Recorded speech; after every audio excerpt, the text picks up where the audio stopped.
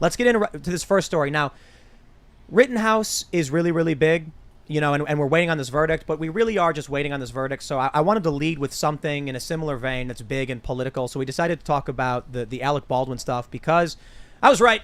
Oh, boy. Take a look at this story. We got this from the Daily Mail. Alec chose to play Russian roulette.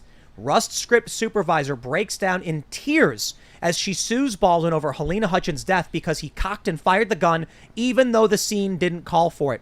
She says Baldwin knew the gun should have never been given to him and that he could not rely on the assistant director about whether or not the gun was safe to use. Mr. Baldwin chose to play Russian roulette when he fired a gun without checking it and without having an armorer within his presence. I want to point something out. This is what I was saying a couple weeks ago. Everybody started this story saying it was a misfire from a blank, that shrapnel hit this woman.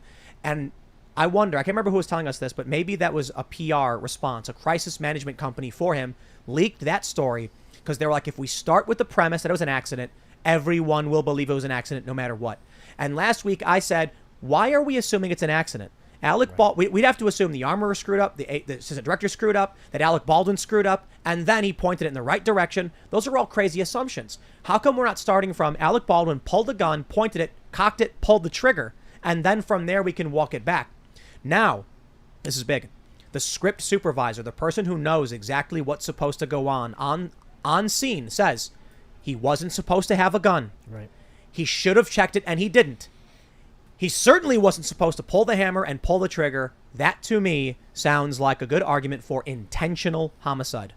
I'm not a huge gun person, but every time I've handled a gun, the person handing it to me, who's actually a gun expert, or just someone who's aficionado, gave me a speech.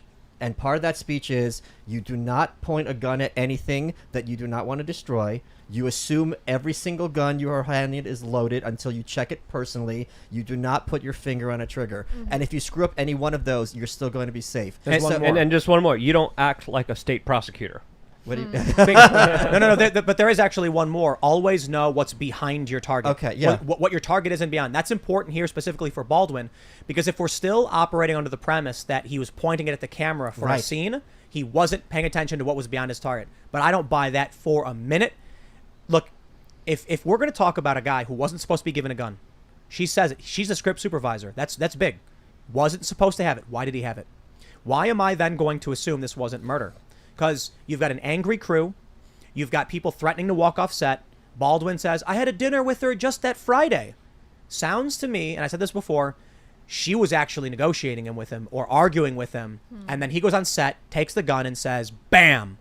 Oh, no. Oh, geez. That's like pure psycho if he did that. But you're saying that the rumor that went around that he jokingly said, how about I just kill you both, that was a false rumor, Yeah, correct? Someone.